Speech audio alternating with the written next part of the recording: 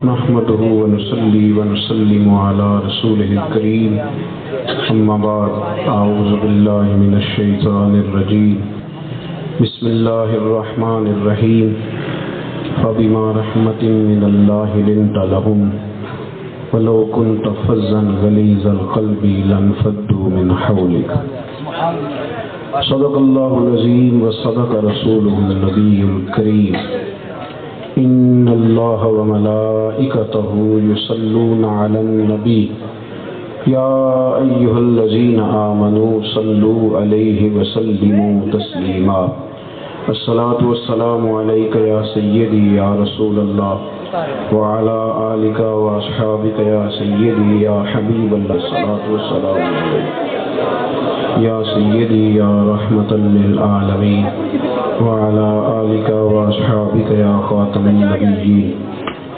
تمام تعریفیں حمد و ثنا اللہ جل جلالہ کے لیے، درود و سلام نبی اکرم نور مجسم شفیع معظم احمد مجتبی جناب حضرت محمد مصطفیٰ صلی اللہ تعالی علیہ وآلہ وصحبہ وبارک وسلم کی ذات اعلی صفات کے لیے حمد و صلات کے بعد، عزیز دوستو، قرآن مجید نے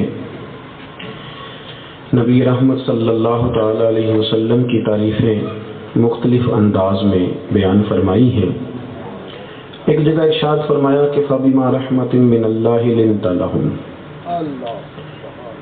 فرمایا محبوب اللہ کی کیسی رحمت ہوئی کہ آپ اپنے غلاموں کے لیے نرم دل ہو گئے۔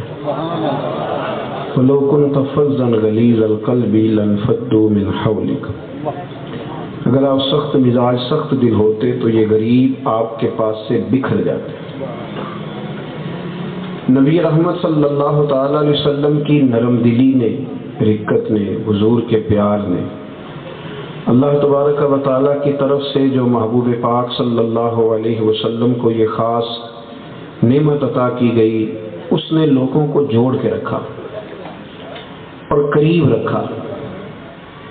معاشرے میں بہت سارے لوگ ایسے ہوتے ہیں جو نہ باشعور ہوتے ہیں، نہ سارے باادب ہوتے ہیں، پھر وہ بکھرنا ٹوٹنا شروع ہوتے ہیں، بکھرتے بکھرتے دور نکل جاتے ہیں۔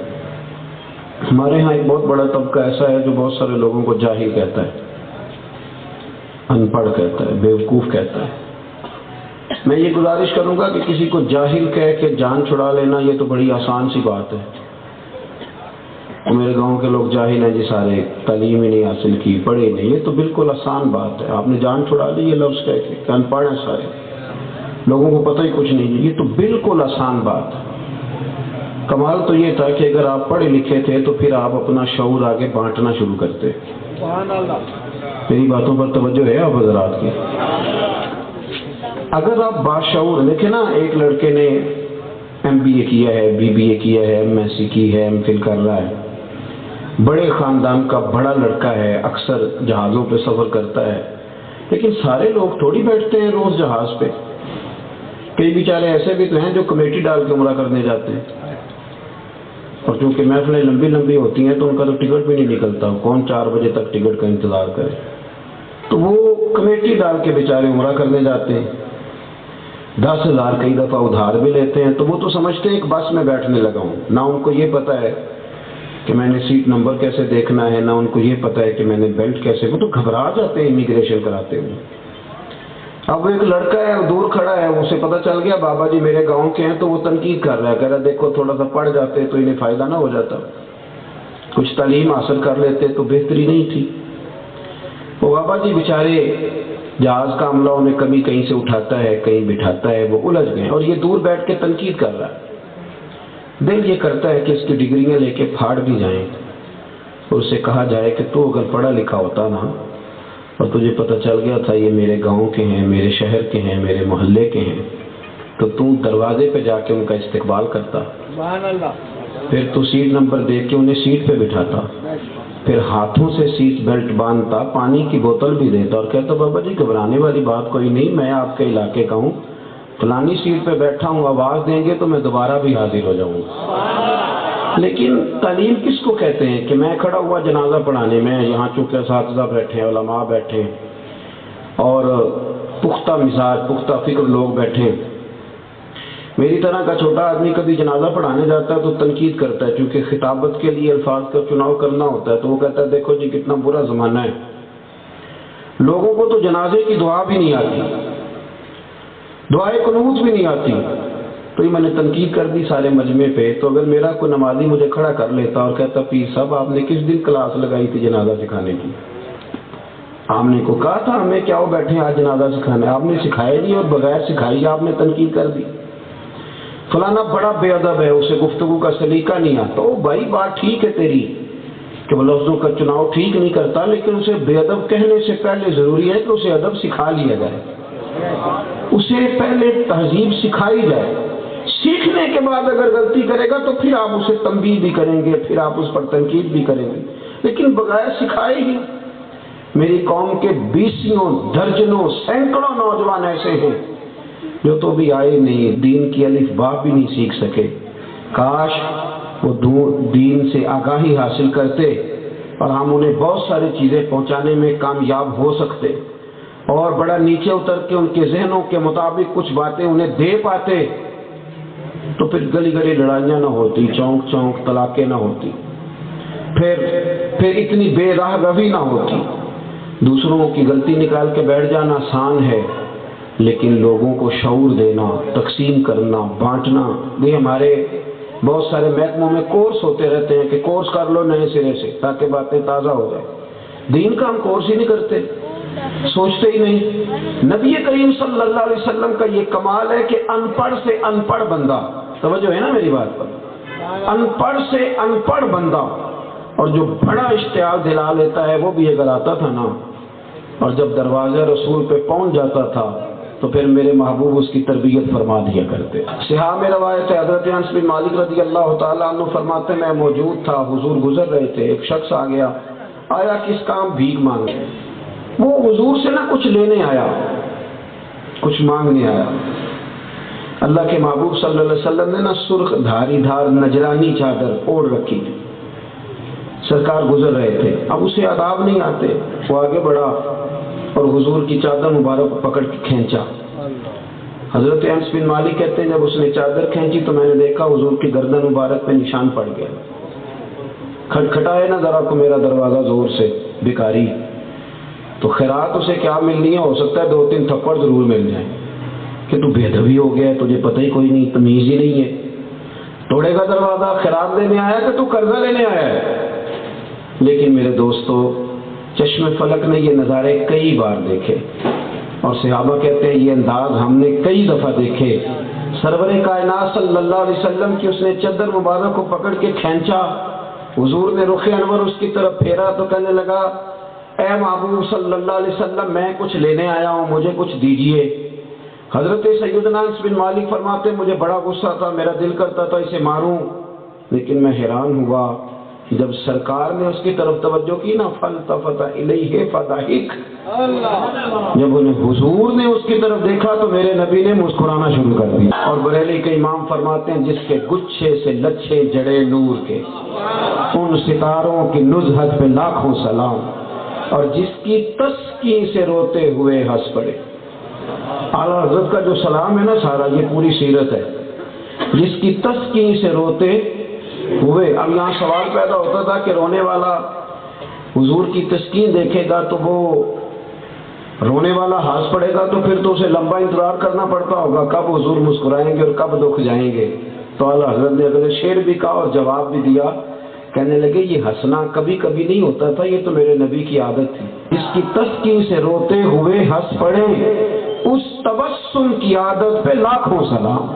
یہ تبسم کرنا حضور کی عادت مبارک. سرکار مسکرائے. کیسے آئے ہو بھائی؟ ذرا اس حقیقت تک آنا کہ کوئی آیا ہے میری کار کا، اس نے زور زور سے شیشہ بجایا ہے، زور زور سے، پہلے پیچھے سے بجائی پھر شیشہ بجایا، پھر میں نے نیچے کیا. اس نے کہا جی 10 روپے دینا. مجھے بتاؤ اس کو 10 روپے ملتے؟ وہ تو بڑی منت بھی کرے بیچارہ، ہاتھ بھی باندھے تو پھر بھی لوگ کہتے پیچھے ہٹ تو ٹائم نہ ضائع کر. اس نے چادر مبارک کو کھینچا، نشان پڑ گیا، کک سواد نہیں مشری اندر، اساں کھنڈا میں چکھ ڈٹھیاں، پرانا ساریاں شیواں نالوں گلاں سجن دیاں مٹھیاں. حضور مسکرائے، कैसे आए हो? अर्ज़ की या रसूल अल्लाह कुछ लेने आया हूँ। तो हजरत अंस फरमाते हैं नबी करीम सल्लल्लाहु अलैहि वसल्लम ने फरमाया, दो पहाड़ियों के दरमियान जितनी बकरियां खड़ी हैं ना, सारी इसे दे दो। कहते हम मारने का इरादा रखते थे और हुजूर ने नवाजा तो फरमाया ये सारी बकरियां दे दो। दे दी उसे बकरियां।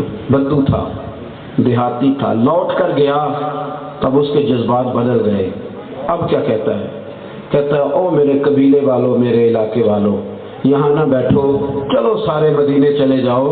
अल्लाह के महबूब तो इतना देते हैं कि गुर्बत का डर भी दूर हो जाता है। अब यकीन करें, हमारी तबीयतों में तलखी और तुर्श मिजाज और बात करने में लड़ाई करना और कुव्वत बर्दाश्त का ना होना, और जिस जगह बड़ा मुस्कुराना चाहिए था वहां भी गुस्सा कर लेना। और बहुत सारे लोगों ने अपनी बहुत सारी हैसियतें बना ली, बहुत सारा तयन कर लिया, और बहुत सारे बेचारे लोग ऐसे हैं जिन्हें बड़े ही लोगों को प्रोटोकॉल देना पड़ता है और बड़ा ही मसला है। अब तो कई बच्चे आके शिकायत करते हैं, कहते हैं आपके पास आते हैं जुमे में, जरा अब्बा जी से कहना थोड़ा सा हौसला तो इख्तियार करें। वो तलख होते हैं तो फिर उसके साथ साथ कई और चीज़ें भी तलख हो जाती हैं, लेकिन मिजाजों में वो खूबसूरती, वो हुस्न, बहुत सारी जगहों पे हंसना चाहिए था, लेकिन वहाँ भी लोग लड़ाई कर रहे होते हैं, बहस हो रही होती। और हमारे ज़माने में जो काम सबसे ज़्यादा होता है वो बहस वाला है, सबसे ज़्यादा। यकम रबीउल अव्वल से बहस शुरू होती है कि मिलाद करना चाहिए कि नहीं करना चाहिए, और जिसकी सारी नस्लें पीछे से मिलाद करती आ रही हैं वो भी हर साल ही पूछता है कि करना चाहिए कि नहीं, हालांकि सारी नस्लें। तो मैं कहता हूँ भाई बस करें, अब सारी जिंदगी यही पूछना है कि मिलाद करना चाहिए कि नहीं? अब तो हमारा दिल करता है कि ये पूछा करो, मिलाद की झंडियां वुजू करके लगानी चाहिए कि बगैर वुजू के भी लग जाती हैं। सारी जिंदगी इसी तरह तुम इन्हीं जगहों पे उलझे रहोगे कि इमाम हुसैन की नियाज पकानी चाहिए कि नहीं पकानी चाहिए। अमल का वक्त कब आए? इतनी बहस, और बहुत सारे सियाने बंदे भी बहस कर रहे होते हैं, और जिससे कर रहे होते हैं वो स्टेटस नहीं होता कि उससे बहस करें। वइज़ा ख़ातबहुमुल जाहिलून क़ालू सलामा, उसका मतलब ये नहीं कि आप अनपढ़ हैं, उसका मतलब है कि सामने वाला जाहिल है। तो जाहिल से बहस, हजरत रूमी कहते हैं गधे और घोड़े की बहस हो गई, गधे और घोड़े की। तो घोड़ा कहता था कि आसमान का रंग नीला है, गधा कहता था नहीं काला है। बात भी घोड़े की ठीक थी, और मुकदमा लेके बादशाह के पास चले गए, शेर के पास। घोड़ा कहने लगा बादशाह ये देखें कितना गधा है, मैं इसे कहता हूँ आसमान का रंग नीला है तो मानता नहीं, कहता नहीं काला है। तो आप इसे समझाएं, आप हमारा फैसला करें कौन सच्चा है कौन झूठा है। तो बादशाह कहने लगे भी सच्चा तो घोड़ा ही है, पर सजा भी उम्र कैद की घोड़े को ही है। उसने कहा हज़रत जी मैं सच्चा हूं तो सजा मुझे किस बात की? कहने लगे सजा इस बात की नहीं कि तूने झूठ बोला, सजा इस बात की है कि सियाना बयाना होके गधे से बहस शुरू कर दी है। तू बड़ा ही बेवकूफ आदमी है, तू गधे से बहस कर रहा है, अजीब तू इंसान है, तू देख ही नहीं रहा। आप यकीन करें स्टेटस वाला आदमी, समझदार आदमी, वो भी लड़ाई करता है। जहाँ हंसना चाहिए, जहाँ उसे अपना दिल बड़ा करना चाहिए कि जा यार काम कर, तू किस तरह की बात कर रहा है, और हम लड़ते हैं। हमारे मिजाजों में तलखी है, हम लोगों के बारे में रवैया सख्त करते हैं, फिर कई दफा ईंट का जवाब पत्थर से आता है, फिर इतनी गहरी नाराजगियां होती हैं कि मरते दम तक खत्म नहीं होती। हमने काट के फेंक दिए लोग, हमारी तबीयत के अंदर वो करार नहीं, वो इत्मीनान नहीं, वो सुकून नहीं। बड़ी जल्दी है हमें, फटाफट माँ बदौलत की बात मानी जानी चाहिए, शार्ट रास्ता हो तो मैं आगे निकल जाऊं। अपनी तबीयत में नरमी लाएं, सुकून लाएं, दूसरों को समेटने की कोशिश करें कि मेरी चादर के पल्लू में कितने लोग छुप सकते हैं, मैं किस तरह करके किसी की कोताहियों पर पर्दा डाल सकता हूँ, मैं किस अंदाज में करके किसी को समझा सकता हूँ।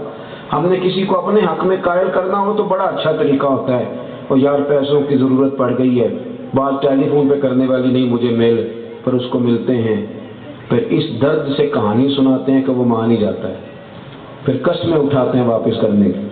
अपने हक में कायल करना हो तो बड़े सलीके, अगर उस बंदे को किसी और के हक में कायल करना हो, दीन के हक में कायल करना हो, नमाज के लिए कायल करना हो, तो दूर खड़े खड़े आदमी को कहते हैं पढ़ लिया कर कभी नमाज, इतने पैसे कहाँ लेके जाएगा।